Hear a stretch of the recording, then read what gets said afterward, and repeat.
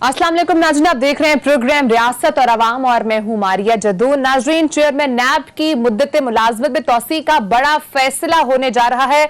Justice retired Javed Iqbal अगले 4 सालों के लिए चेयरमैन नैब मुकर्रर होंगे। तरमीम इब्तिदाई तौर पर ऑर्डिनेंस के जरिए होगी। आज प्रोग्राम में एक्सक्लूसिव स्टोरी आपके साथ शेयर करेंगे। इनसाइड क्या है स्टोरी की आपको प्रोग्राम में बताएंगे। इसके साथ साथ नाजरीन, पाकिस्तान ने भारतीय जो जंगी जराइम हैं उनके हवाले से मकबूजा कश्मीर में जारी है एक डोजियर जारी किया है। 131 सफहात पर यह मुश्तमिल है डोजियर और उसमें हासिल हकाइक बयान किए गए हैं। दुनिया के सामने इस डोजियर को रखा जाएगा और इस डोजियर के अंदर क्या क्या बातें की गई हैं, क्या क्या हकाइक मौजूद हैं, प्रोग्राम में आपके सामने रखेंगे। नाज़रीन, मेरे साथ प्रोग्राम में मौजूद है सहाफी सदीक जाग और सहाफी तर्जियाकार अदील वड़ाइच। अदील, प्रोग्राम का आगाज आपसे करूंगी। अदील, कहा जा रहा है कि 9 अक्टूबर को चेयरमैन नैब जो हैं वो रिटायर होने जा रहे हैं। फिर एक बहस चल पड़ेगी कि कौन नए चेयरमैन नैब होंगे, लेकिन कहा यह जा रहा है कि चेयरमैन नैब की मुद्दत मुलाजमत में तौसी का बड़ा फैसला किया गया है। इस हवाले से क्या मजीद इनसाइट्स हैं? क्या अगले चेयरमैन नैब भी जस्टिस रिटायर्ड जावेद इकबाल ही होंगे? जी मारिया, ये बड़ा फैसला कर लिया गया है। हुकूमत ने इस हवाले से ये तय कर लिया है कि 9 अक्टूबर को जो रिटायरमेंट होनी है चेयरमैन नैब की, जस्टिस रिटायर्ड जावेद इकबाल साहब, अब यही अगले 4 साल के लिए कंटिन्यू करेंगे। उसमें एक जो बड़ी रुकावट थी वो नैब ऑर्डिनेंस का सेक्शन 6A था, जिसमें यह कहा गया था कि सदर, लीडर ऑफ अपोजिशन और लीडर ऑफ हाउस की मुशावरत से चेयरमैन नैब का तकर्रुर करेंगे। यह 4 साल के लिए होगा और जो रुकावट थी वो ये थी कि यह नॉन एक्सटेंडेबल होगा और ये नॉन एक्सटेंडेबल पीरियड होगा। और आगे इसमें यह है कि इन्हें हटाने का जो तरीकाकार है वो सुप्रीम कोर्ट के जो जज को हटाने का तरीकाकार होता है वो होता है। तो इसमें जो तरमीम करने का फैसला किया गया है वो नैब ऑर्डिनेंस के सेक्शन 6B में तरमीम की जा रही है और इसमें नॉन एक्सटेंडेबल को एक्सटेंडेबल बनाया जा रहा है। इसके अलावा इसमें जो लीडर ऑफ हाउस और लीडर ऑफ अपोजिशन की मुशावरत की जो शर्त है इसको भी खत्म किया जा रहा है। यूं 9 अक्टूबर 2021 को होने वाली ये रिटायरमेंट जो है ये खत्म नहीं होगी और ये एक्सटेंड हो जाएगा, यानी सदर मुमलिकत अब उनकी जो मंजूरी से मंजूर करेंगे। जी, इसमें लीडर ऑफ अपोजिशन की मुशावरत भी नहीं होगी क्योंकि ये क्लॉज निकाल दी जाएगी। इस हवाले से एक रुकावट भी है। एक रुकावट थी, आपको याद होगा कि जस्टिस दीदार शाह केस का फैसला, जिसमें चौधरी निसार अली खान केस का जो फैसला है उसमें सुप्रीम कोर्ट कह चुकी है कि मीनिंगफुल कंसल्टेशन होनी चाहिए लीडर ऑफ हाउस और लीडर ऑफ अपोजिशन के दरमियान। और क्या ये केस फिर बीच में रुकावट बन सकता है? ये केस रुकावट इसलिए नहीं बनेगा क्योंकि उस वक्त जो एग्जिस्टिंग लॉ था उसकी इंटरप्रिटेशन अदालत ने की थी, उसमें ये बाइंडिंग मौजूद थी। जब कानून में तरमीम होने जा रही है और ये एक ऑर्डिनेंस के जरिए तरमीम होगी, ये जराए बता रहे हैं कि ये ऑर्डिनेंस जो है ये 9 अक्टूबर की जो उनकी रिटायरमेंट है इससे कबल जारी कर दिया जाएगा। और इसमें उसकी बड़ी वजह यह है कि वजीर आजम इमरान खान मुतमईन है चेयरमैन नैब की कारकर्दगी से और उनकी जो कारकर्दगी है उस पर इत्मीनान जाहिर करने की जो बड़ी वजह, जो इदादो शुमार हैं वो जो सामने आए हैं कि 1999 से लेकर 2021 तक जो नैब की कुल रिकवरीज हुई हैं वो 822 अरब रुपए की रिकवरीज हैं, लेकिन 2018 से लेकर 2021 तक की अगर सिर्फ रिकवरीज को देखा जाए तो ये 3 साल की रिकवरीज 535 अरब रुपए बनती हैं। और नैब ने जो मुख्तलिफ एहतसाब अदालतों में केसेस दायर कर रखे हैं जिसमें 3754 रेफरेंसेस हैं, जिसमें से 600 इनके दौर में दायर किए गए हैं और इसमें से 2470 जो हैं 3700 में से वो निपटाए जा चुके हैं और 1273 जेरे इल्तवा हैं और इनकी जो मालियत है जो जेरे इल्तवा हैं वो 1335 अरब रुपए है। तो यानी इतनी बड़ी एक अमाउंट की रिकवरी का अगला मरहला भी आगे मौजूद है और जो हाई प्रोफाइल केसेस हैं वो इस वक्त, अब सिर्फ हम अंडर ट्रायल केसेस की बात कर लेते हैं, मैं इस पे अंडर ट्रायल जो केसेस हैं मुख्तसरन इस पे बात कर लेता हूं कि किन बड़ी शख्सियात के केसेस इस वक्त जो हैं वो एहतसाब अदालतों में चल रहे हैं। मियां नवाज शरीफ साहब का केस है, आसिफ जरदारी साहब हैं, शहबाज शरीफ साहब हैं, यूसुफ रजा गिलानी हैं, मुराद अली शाह हैं, असलम रईसानी हैं, राजा परवेज अशरफ हैं, एहसन इकबाल हैं, शाहिद हकान अब्बासी हैं, शर्जील मेमन हैं, बाबर गौरी, मुस्तफ़ा कमाल, वसीम अख्तर, सरदार मेहताब अब्बासी, साद रफीक, हमजा शहबाज, मरियम नवाज, एजाज जाखरानी, मिफ्ता इस्माइल, सलीम मांडवी वाला, ये वो हैं जो अदालतों में चल रहे हैं केसेस, जो इन्वेस्टिगेशन स्टेज पे हैं। उसमें ख्वाजा आसिफ हैं, राना सनाउल्लाह हैं, जावेद लतीफ साहब हैं, अमीर मुकाम साहब हैं, कैप्टन सफ्तर हैं, हलीम आदिल शेख हैं, नूर आलम खान है। इसके अलावा जो चूंकि ये ज्यादातर अपोजिशन के हैं और इसमें सिर्फ मैं चूंकि अभी सिद्दीक साहब ने भी इस पर बात करनी है, 2018 से 2020 तक की अगर वो कारकर्दगी को देखें, ग्राफ को देखें, तो 2018 में 22 अरब रुपए रिकवरी की थी नैब ने, फिर 2019 में 141 अरब रुपए की रिकवरी नैब ने की, फिर 2020 में 323 अरब की रिकवरी की। तो यानी इमरान खान साहब जिनके मंशूर का सबसे जो प्रायोरिटी थी उनके मंशूर में वो एहतसाब थी चूंकि, और बल्कि बहुत से काम तो ऐसे थे जो नैब के करने वाले थे, वो भी हुकूमत कहती रही हम नहीं छोड़ेंगे, लूटी हुई दौलत वापस लाएंगे। तो नैब की कारकर्दगी को देखकर वजीर आजम इमरान खान मुतमिन है, हुकूमत मुतमिन है। तो यह फैसला किया गया है कि नैब ऑर्डिनेंस में तरमीम एक ऑर्डिनेंस के जरिए होगी। अगरचे ये जो ऑर्डिनेंस है ये एक आर्जी सा एक कानून साजी होती है, लेकिन उसका अगला मरहला जो है वो भी तय कर लिया गया। मैं उससे पहले सिद्दीक की तरफ आऊंगी। सिद्दीक ये बताएगा, जैसे अभी अदील ने कहा कि इसमें लीडर ऑफ हाउस से लीडर ऑफ ऑपोजिशन को नहीं पूछा जाएगा और ये डायरेक्ट प्रेसिडेंट के थ्रू जो है ये अपॉइंटमेंट हो जाएगी। तो जो क्लेम करती है ऑपोजिशन के हमारे साथ ज्यादती की जाती है, ये अक्रॉस द बोर्ड अकाउंटेबिलिटी नहीं है, ये वन साइडेड अकाउंटेबिलिटी है, तो आपको नहीं लगता कि इससे उनका ये स्टैंड और ज्यादा स्ट्रांग हो जाएगा कि वाकई में उनके साथ ज्यादती हो रही है, वाकई में उनको विक्टिमाइज किया जा रहा है? देखें मारिया, इसमें कोई दूसरी राय नहीं है कि नैब की कारकर्दगी गो के पिछले जो दौर था, जो कमरुज़्ज़मान चौधरी साहब का दौर था, उससे बेहतर है। और कमरुज़्ज़मान चौधरी साहब जब चेयरमैन नैब थे तो सुप्रीम कोर्ट के सिर्फ पनामा केस में 100 से ज्यादा रिमार्क्स आए थे। मुझे याद है क्योंकि हमने वो केस बड़े करीब से कवर किया।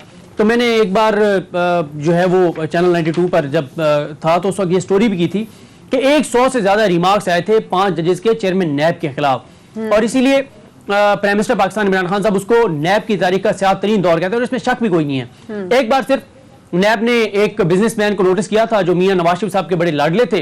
तो नवाज शरीफ साहब ने बयान दिया था कि नैब के तराशने पड़ेंगे और इनके पर काटने पड़े, इस तरह के कोई उन्होंने को बयान दिया था। और उसके बाद फिर हमने नहीं देखा कि नैब ने किसी को किसी पावरफुल ऐसी शख्सियत को नोटिस किया हो जो कि मुस्लिम लीग नून से जिसका किसी भी तरह का ताल्लुक हो।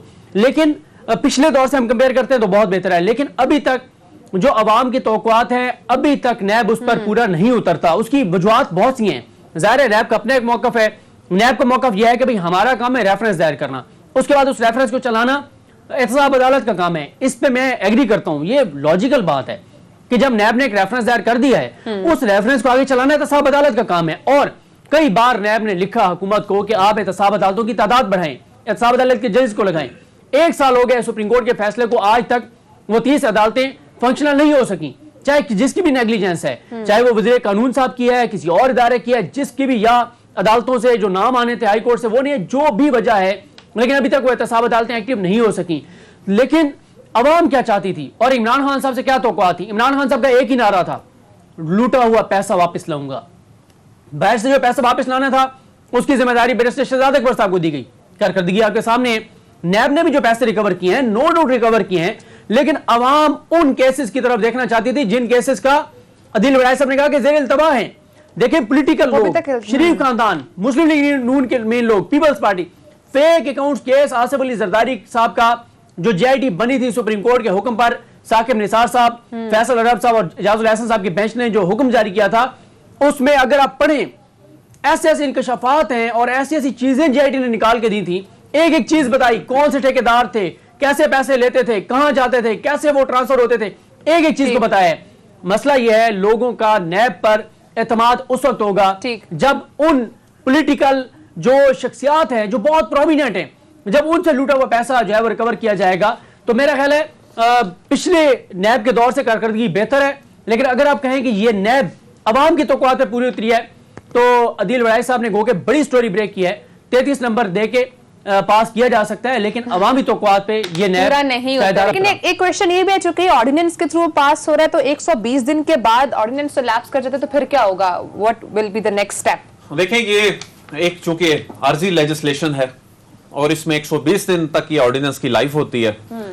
اس کے بعد یہ آرڈیننس بل کی صورت میں قومی اسمبلی میں لایا جائے گا. ٹھیک ہے. اس پہ اگر کنسنسس جو ہے وہ ڈیولپ نہیں ہوتا اور جس طرح ابھی انتخابی اصلاحات والے معاملے پہ جو کچھ ہو رہا ہے تو اس صورت میں یہ طے کر لیا گیا ہے کہ ایکسٹینشن تو انہیں ہر حال میں چونکہ دینی ہے تو پارلیمنٹ کا مشترکہ اجلاس بلا کر بھی وہ بل منظور کیا جائے گا. عدیل وڑائی صاحب آپ سے سوال کرنا چاہتا ہوں، سوری، یہ بتائیں گے یہ جو ریکوائرمنٹ تھی گو کہ یہ اچھی چیز ہے کہ یہ جو پرائم منسٹر اور اپوزیشن لیڈر کی مشاورت سے لگتا تھا اپوزیشن لیڈر کے اوپر اپنے کیسز ہیں وہ نیب کے ملزم ہیں، یعنی نیب کا ملزم بیٹھ کے فیصلہ کرے گا، پیپلز پارٹی ہے تو ان کے اوپر نیب کے کیسز ہیں تو یعنی ملزمان بیٹھ کے اور جو احتساب کا ادارہ ہے اس کے سربراہ کا فیصلہ کریں، جو کہ بڑے ہی ایک افسوسناک یہ جو بھی بنایا گیا تھا قانون وہ غلط تھا. لیکن یہ بتائیں کہ یہ آئینی ترمیم کے ذریعے یہ چیز شامل کی گئی تھی یا یہ قانون کے اندر تھی؟ نہیں جی، یہ صدیق صاحب یہ سیکشن 6B ہے، اس میں جو کنسلٹیشن ہے وہ صرف نیب کے قانون میں لکھی گئی ہے، اس میں کوئی آئینی قدغن نہیں ہے. اور جو آپ نے بات کی لیڈر آف اپوزیشن سے مشاورت والی، اس وقت تو جو لیڈر آف اپوزیشن ہیں ان کے اور ان کے خاندان کے جو خلاف کیسز ہیں بڑے بڑے وہ سارے نیب کے کیسز ہیں تو یہ تو کنفلکٹ آف انٹرسٹ ہے. یعنی یہ تو ویسے اس کی جسٹیفیکیشن اس حد تک حکومت کی ٹھیک ہے کہ یعنی لیڈر آف اپوزیشن نے ڈیسائیڈ کرنا ہے کہ میرے خلاف جو کیسز ہیں وہ کون شخص، یعنی اس میں اپوائنٹ کرنے والی 50% اتھارٹی وہ بھی ہوں گے اگر اسی شک کو برقرار رکھا جائے تو یعنی وہ ڈیسائیڈ کریں گے کہ میرے خلاف اور میرے خاندان کے خلاف جو کیسز ہیں وہ جی فلاں شخص سنے گا ادروائز میں مانوں گا نہیں. تو یہ ایک بہت بڑا کنفلکٹ آف انٹرسٹ ہے، شاید یہی وہ نقطہ ہے. ہر بار ایسا ضروری تو نہیں ہے کہ جو لیڈر آف اپوزیشن ہو اس کے اوپر کیسز بھی ہوں.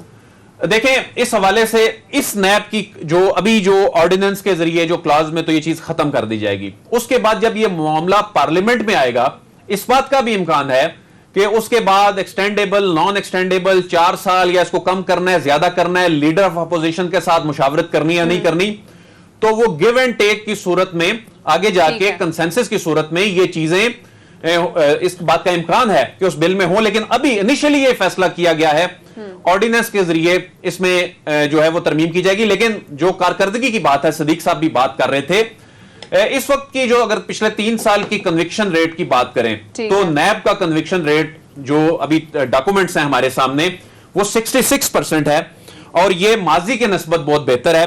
اور اس میں جو احتساب عدالتوں کا بھی قیام ہے، 120 احتساب عدالتیں بننی ہیں، 30 عدالتیں اگرچہ کافی اس میں کام ہو چکا ہے، اگر یہ فعال ہو جائیں گی اس کے بعد یہ برسوں یہ جو کیسوں کے فیصلے نہیں آتے. یہ بالکل ٹھیک کہا صدیق صاحب نے، اس سے لوگ مایوس ہوتے ہیں کہ آپ یہ روز میڈیا پہ چیزیں چلتی ہیں، لوگ جو ہیں یہ جیلوں سے پھر نکل آتے ہیں.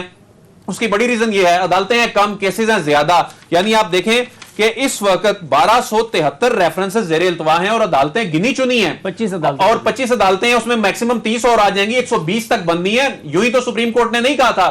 اس کے بعد پھر یہ جو کنوکشن کا ریٹ ہے اس بات کا امکان ہے مزید بڑھ جائے گا. اور یہی وجہ ہے کہ حکومت یہ سوچ رہی ہے کہ پالیسیوں کا تسلسل ہو، یہ نہ ہو کہ نئی اپوائنٹمنٹ ہو. پہلی تو بات ہے کہ اس میں کنسنسس ہی مستقبل قریب میں ہوتا نظر نہیں آ رہا جتنے کیسز چل رہے ہیں. اور عمران خان تو جو احتساب کا جو معاملہ ہے اس پر کمپرومائز کرتے نظر نہیں آ رہے چونکہ، تو اس میں پھر یہ ڈیڈ لاک ہوگا اور ایک بالکل تعطل کا شکار ہو جائے گا جو احتساب کا جو عمل ہے.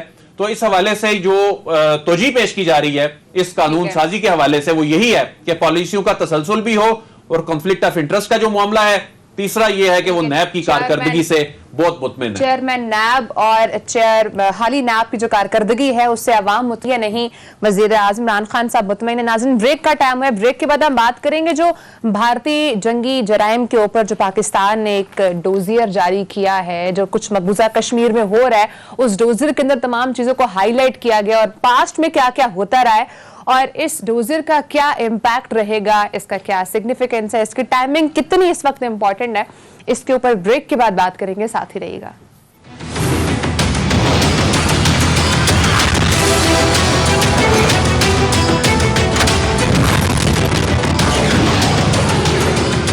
वेलकम बैक नाज़रीन। पाकिस्तान ने भारतीय काबिज फोर्सेस की जानिब से मकबूजा जम्मू और कश्मीर में बड़े पैमाने पर जंगी जराइम, इंसानी हकूक़ की खिलाफ वर्जी, जाली मुकाबलों, फेक ऑपरेशंस और ख़वातीन की बेहुरमती के हवाले से एक डोजियर जारी किया है।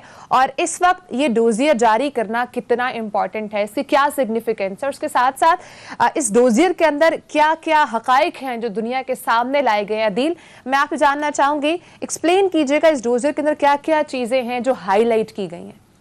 हाँ जी, 131 सफ़ात पर मुश्तमिल डोजियर है, जिसके 3 चैप्टर्स हैं, 12 नेक्स्चर्स हैं, 15 इसमें ऑडियो क्लिप्स हैं और 10 वीडियो क्लिप्स हैं, जिसमें 113 रेफरेंसेस कंसल्ट किए गए। खुद भारतीय मीडिया के जो अपने इसमें रिपोर्ट्स हैं उसमें इसका हिस्सा बनाया गया कि किस तरह भारत जंगी जुराइम में मुलव्वस है, भारतीय फौज, और इसमें जो जंगी जुराइम के वार क्राइम्स के केसेस दुनिया के सामने पहली मर्तबा इस अंदाज में रखे गए हैं सबूतों के साथ। और इसमें जो फौजी अफसरान हैं उनके भारत के, उनकी ऑडियो जो टेलीफोन कन्वर्सेशन है वो लीक हुई है, वो सबूत के तौर पे है कि किस तरह वो निहत्ते कश्मीरियों पर जुल्म ढाने की हिदायत जारी कर रहे हैं। और इसमें मेजर जनरल रैंक के लोग हैं, इसमें 5 ब्रिगेडियर्स हैं, इसमें कई कर्नल्स हैं, इसमें 188 मेजर्स और कैप्टन हैं, 4 डीआईजीज हैं, 4 आईजीज हैं, 8 डीआईजीज हैं और इंडियन आर्मी की 118 यूनिट्स हैं। इस डोजियर में जिसमें एक सीडी भी मौजूद थी और एक बुक अलग से मौजूद थी, और ये सॉफ्ट इसकी जो कॉपी है वो वजारत खारजा की वेबसाइट पे भी डाल दी गई है। और पहली मर्तबा इतने मुफस्सिल अंदाज में और नाकाबिले तरदीद शवाहिद की सूरत में डेटा कंपाइल करके दुनिया के सामने रखा गया है, भारत को बेनकाब किया गया है। और इसमें बताया गया है कि कश्मीरियों की नस्लकुशी किस तरह की जा रही है। और इसमें सिर्फ यही नहीं है कि कोई इल्जाम लगा दिया गया है, इसमें 1747 गवाहान को शामिल किया गया है। फिर इसमें हिरासत में तशद्दुद 2014 से लेकर अब तक बताया गया है कि 30,000 कश्मीरियों को दौरान हिरासत उन पर बदतरीन तशद्दुद किया गया है। फिर इसमें जो यूज ऑफ केमिकल वेपन्स हैं, लोगों को जिंदा जलाया गया है, 37 से ज्यादा कश्मीरियों को जिंदा जलाया गया है। और जो केमिकल वेपन्स कन्वेंशन की भारत खिलाफ वर्जी कर रहा है, इसमें आलमी बरादरी से मुतालबा किया गया है कि वो इसकी तहकीकात करें कि भारत इस कन्वेंशन की खिलाफ वर्जी कर रहा है। फिर खवातीन और बच्चों को तशद्दुद करने से मुतल्लिक जो डेटा है वो इसमें शेयर किया गया है कि 3850 खवातीन की अस्मत दरी की गई वहां पर कश्मीर में, 650 को कत्ल किया गया, 144 बच्चों को गैर कानूनी तौर पर हिरासत में रखा गया। फिर जबरी गुमशुदगी 8 से 10,000 केसेस जो हैं वो गैर मुल्की इदारों की रिपोर्ट को कोट किया गया।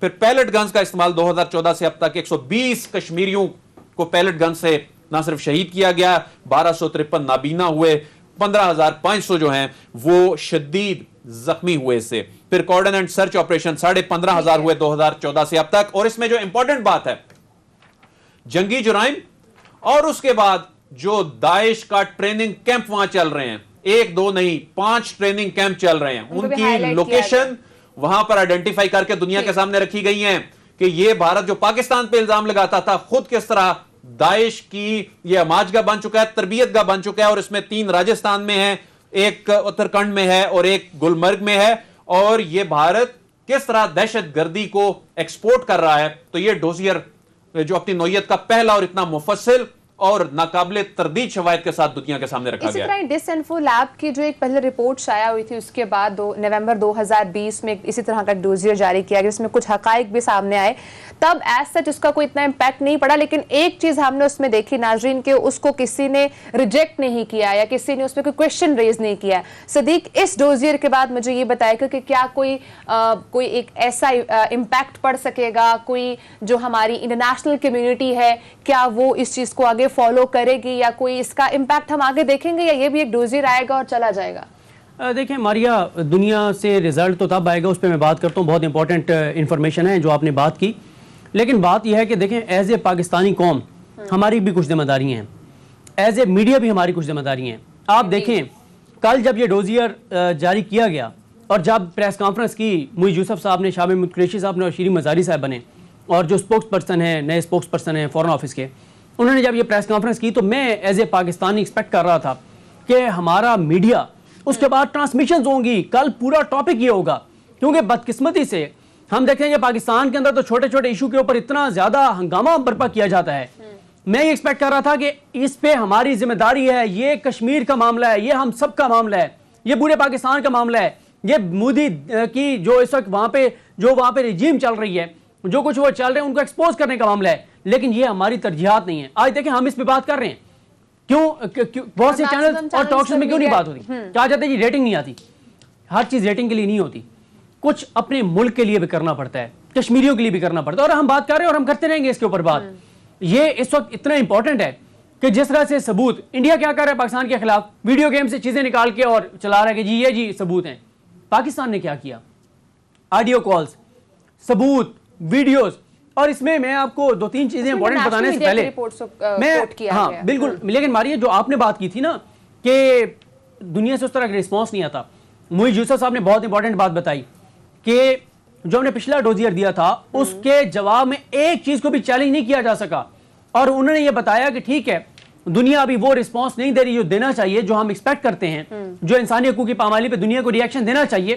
لیکن ہمیں اب ان کیمرہ اس میں اجلاس میں دنیا کے جو مختلف ملکوں کے سفیر ہیں ان کے ساتھ ملاقاتوں میں وہ یہ مانتے ہیں کہ بھارت کے اندر یہ سب کچھ ہو رہا ہے. ظاہر ہے دنیا کے اس وجہ سے وہ چپ ہیں, لیکن اب وہ یہ بات مانتے ہیں. اور یہ پاکستان کے انٹیلیجنس اداروں کو بہت بڑا کریڈٹ جاتا ہے, پاکستان کی ایجنسیز کو کریڈٹ جاتا ہے, پاکستان کی حکومت کو کریڈٹ جاتا ہے.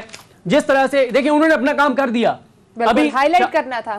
شاہ محمود قریشی صاحب نے بتایا ہے کہ مختلف وفود بھیجنے کا ارادہ تھا دنیا بھر میں, لیکن کووڈ کو ایسا نہیں ہو سکا. لیکن اب اس کے اوپر وہ تو کریں گے. میں کہہ رہا ہوں کہ ایز اے پاکستانی بھی ہماری ذمہ داری ہے بھائی, سوشل میڈیا پہ اس کو ہائی لائٹ کیجیے, ٹویٹر پہ ہائی لائٹ کیجیے. سوشل میڈیا آج کل بہت واحد ایسا ٹول ہے, اگر انڈیا اس کو یوز کر سکتا ہے ہمیں ڈیفیم کرنے کے لیے تو ہم کیوں نہیں یوز کر سکتے؟ دیکھیں ایز اے انڈیویجول کوئی بھی پاکستانی کیا کر سکتا ہے, اور اوورسیز پاکستانیوں کا بہت اس میں اہم کردار ہوگا. ہم ٹویٹر کے اوپر مختلف جو انٹرنیشنل اداروں کے لوگ ہیں, مختلف جو اینکرز ہیں انٹرنیشنل میڈیا پہ, ان کو ٹیگ کر کے ان کو تھوڑا سا انگیج کر سکتے ہیں, ان کو بتا سکتے ہیں کہ ان چیزوں پہ بات نہیں کرتے. ایک طرف دیکھیں دنیا کیا کر رہی ہے, افغانستان میں کوئی انسانی حقوق کی پامالی نہیں ہوئی. ہو سکتا ہے, کر سکتے ہیں, کریں گے, مفروضوں کی مبنی باتیں کر کے اور افغان طالبان کو نشانہ بنایا جا رہا ہے. یہاں تو ہم نے ثبوت دے دیے کہ بھئی یہ وہ کر چکے ہیں. اس حد تک خواتین کے ساتھ جو درندگی کر چکے ہیں, جو بچوں کے ساتھ وہ کر رہے ہیں, جو جس طرح کے ہتھیار, کیمیکل ہتھیار وہ استعمال کر رہے ہیں, جیسے انسانی حقوق کی پامالی کر رہے ہیں. اور یہ بھی میں آپ کو بتا دوں اس وقت یہ امپورٹنٹ کیوں ہے. دیکھیں ماریہ 2 روز قبل 7-8 ملکوں کے انٹیلیجنس چیفز جو ہیں وہ ہمارے ڈی جے جنرل فیض حمید صاحب کی میزبانی میں اکٹھے ہوئے. اس وقت پاکستان فوکس پر ہے دنیا بھر کے. یہ جو پاکستان نے شاٹ کھیلا ہے یہ اتنا امپورٹنٹ ہے کیونکہ دنیا پوری فوکس کی ہوئے افغانستان اور پاکستان کو. اس دوران پاکستان نے دنیا کو یہ ان کی منافقت دکھائی ہے, آئینہ دکھایا ہے کہ ایک طرف افغانستان تو ابھی کچھ ہوا ہی نہیں ہے ادھر, اور آپ سب لوگوں نے ہنگامہ برپا کر دیا. یہ کشمیر کے اندر سب کچھ ہوا ہے, اس پہ آپ بولتے نہیں ہیں. اور ایک اور بھی صدیق صاحب آپ کی بات کو آگے بڑھاؤں, یہ جو آپ نے کہا نا کہ دنیا کی نظریں ہم پہ ہیں, ایک اور بڑا امپورٹنٹ ایونٹ جو ہے وہ آپ سے چند دن بعد آ رہا ہے. 24 ستمبر کو پرائم منسٹر عمران خان ابھی تک کی جو اطلاعات ہیں کہ ویڈیو لنک کے ذریعے ورچولی شرکت کر کے UNGA کے اجلاس میں خطاب کریں گے. اور اس وقت دنیا کی نظریں اس لیے بھی ظاہر افغانستان کی وجہ سے ہم پر ہیں, تو عمران خان کا خطاب بڑا امپورٹنٹ ہوگا. اور جو افغانستان کی جو بدلتی صورتحال ہے اس میں ظاہر پاکستان نے خطے میں بڑا اہم, بڑا نیوٹرل کردار ادا کیا ہے. بالکل. اور اس میں پاکستان پر فوکس ہوگا, اور ان کی جو سپیچ ہوگی پرائم منسٹر صاحب کی, اس میں اس جو ڈوزیئر کے کانٹینٹس ہیں وہ بھی یہ بتایا جا رہا ہے کہ کور ہوں گے, اور جو بھارت کا چہرہ دنیا کے سامنے ایک مرتبہ پھر رکھا جائے گا. اچھا میرا آپ دونوں سے ایک کویشچن ہے, وہ یہ ہے کہ جس طرح سے ابھی ہم نے دیکھا افغانستان میں جو کچھ ہوا, اس کے بعد پاکستان کے نیریٹو کو ایک تقویت بھی ملی ہے اور لوگوں نے سراہا ہے جو پاکستان کا رول رہا ہے اس تمام ایشو کے اندر. بٹ اب جس طرح سے ڈوزیئر اس اہم امپورٹنٹ ایونٹ کے بعد آتا ہے, تو کیا اس کی اہمیت یا اس کا امپیکٹ ڈفرنٹ ہوگا اگر یہ اس تمام سچویشن سے پہلے آتا؟ صدیق جی بالکل آپ نے درست کہا. اب اس میں دیکھیں نا 15 آڈیوز شامل ہیں, 10 ویڈیو کلپس شامل ہیں, 432 جنگی جرائم کے کیسز ہیں, 1128 لوگوں کی پاکستان نے نشاندہی کی ہے. مفروضوں پہ بات نہیں ہے ہماری, نشاندہی کی ہے. اس میں میجر جنرل لیول کے افسر کا بتایا بڑائی صاحب نے, 5 بریگیڈیئرز ہیں, 4 IGs ہیں, 7 DIGs ہیں, 131 کرنل ہیں, 128 میجرز اور کیپٹن ہیں, اور براہ راست جو ہے وہ 118 یونٹس ان کے براہ راست ملوث ہیں. اس میں मावराए अदालत कत्ल है, टार्चर है, पैलेट गन इंजरीज हैं, रेप हैं कश्मीरी खवातीन के, 1 लाख से जायद बच्चों के ऐसे केसेस हैं जो जुल्म और बर्बरियत की वजह से यतीम हुए हैं। 1 लाख से जायद ऐसी अमलाक का जिक्र है जिन्हें दानिस्ता तौर पर नुकसान पहुंचाया गया और जलाया गया। देखें, इसके ऊपर हम बात करते रहेंगे, मुस्तकिल तौर पे बात करेंगे, लेकिन फोकस हमारा इस बात पर है कि जहां हमारा किरदार है मीडिया का, हमें अपना किरदार अदा करना होगा, लेकिन हर पाकिस्तानी के पास अब ट्विटर की सूरत में एक ऐसा प्लेटफॉर्म है जहां पे आप कश्मीर की आवाज बुलंद कीजिए। और अब तो दुनिया भर में ये कहा जाता है कि बुलेट्स को रिप्लेस कर दिया ट्वीट्स ने। बहुत इंपॉर्टेंट है ये ट्विटर। आप बड़ा आसान तरीका है, जब कोई इंटरनेशनल मीडिया का फोरम ट्वीट करे अफगानिस्तान के खिलाफ स्टोरी, आप उसके रिप्लाई में जाके पूरा थ्रेड लिखें, आप डिटेल्स लिखें, आप डोजियर के स्क्रीनशॉट लेके लिखें। सदीक, हमारे यहाँ इस तरह तो होता है कि जो हमारी पॉलिटिकल पार्टीज होती हैं वो तो अपना एक ट्रेंड बाखूबी चला लेती हैं, लेकिन इस तरह के ट्रेंड्स जो मैटर करते हैं, जिनका इम्पैक्ट होता है, वो नहीं चलाए जाते हैं। देखें, मैं वैसे थोड़ा सा आपसे इख्तिलाफ करूंगा, बहुत ज्यादा ट्विटर ट्रेंड्स बनाते हैं पाकिस्तान में लोग, कश्मीर के इशू पे खास तौर पे, लेकिन इस इशू पे आपकी बात दुरुस्त है कि इस इशू पे उस तरह से नहीं। ये मैं पॉलिटिकल पार्टीज की बात कर रही हूं कि अपना नैरेटिव सपोर्ट करने के लिए वो किस तरह से ट्वीट्स करते हैं। बिल्कुल, ये जो डोजियर है इसके ऊपर तो तमाम पॉलिटिकल पार्टीज को खड़ा होना चाहिए। देखिए, पाकिस्तान के इदारों ने जो सरप्राइज दिया है, भारत को चकरा के रख दिया है, उनको समझ नहीं आ रही कि हमारी तो ऑडियो कॉल तक चला दी है।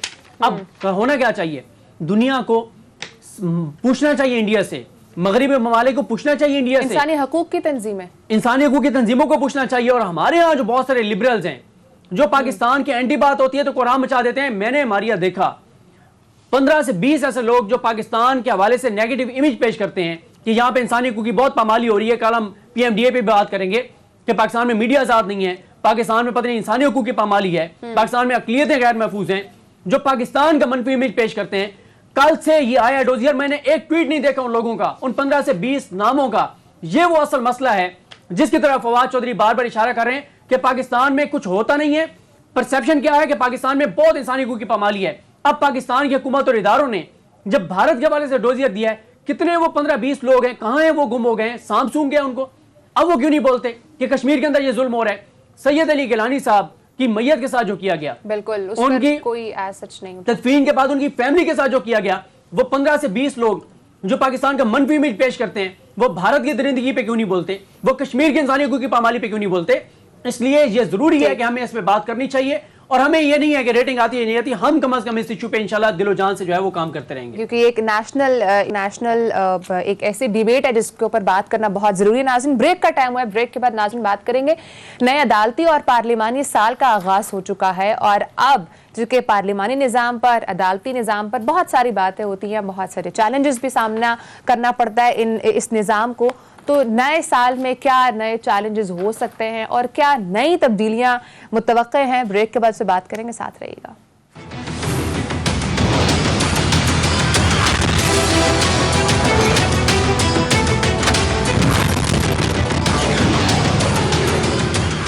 वेलकम बैक नाजरीन, नए अदालती और पार्लिमानी साल का आगाज हो चुका है। नए चैलेंजेस होंगे, नई डेवलपमेंट्स होंगी।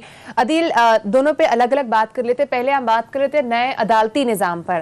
तो बताइएगा, नए अदालती निज़ाम में क्या क्या मजीद अच्छी डेवलपमेंट्स होंगी या क्या क्या चैलेंजेस आगे आने वाले साल में हमें देखने को मिल सकता है। जी, नए अदालती साल का आगाज जो हुआ है, इस अदालती साल में मेरे ख्याल में 4 बड़ी डेवलपमेंट्स जो हैं वो बड़ी अहमियत की हामिल हैं। एक डेवलपमेंट तो है, अदालती छुट्टियां ख़त्म होने के बाद जस्टिस काजी फायज़ ईसा साहब से मुतल्लिक जो मामला हुकूमत का क्यूरेटिव रिव्यू था, उस पर एतराज़ात रजिस्ट्रार ऑफिस ने लगाए थे और उस पर हुकूमत ने चैम्बर अपीलें दायर कर रखी हैं, जो कि अदालती छुट्टियों की वजह से अभी तक समाअत के लिए मुकर्रर नहीं हुई थी। इस बात का इम्कान है कि वो चैम्बर अपीलें समाअत के लिए मुकर्रर हो सकती हैं जल्द, और उन अपीलों पर जो फैसला है उसका जो इम्पैक्ट है वो एक नज़ीर बन सकती है कि क्यूरेटिव रिव्यू जिसके नज़ीर बहुत कम मिलती है। बिल्कुल।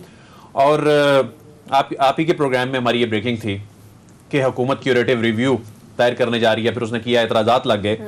तो ये एक बड़ा अहमियत का अहम ये केस होगा जो पूरे अदालती साल में ना सिर्फ इम्पैक्ट क्रिएट करेगा, आने वाले वक्त में भी करेगा। जस्टिस उमर अता बंदयाल साहब नए चीफ जस्टिस ऑफ पाकिस्तान बनेंगे।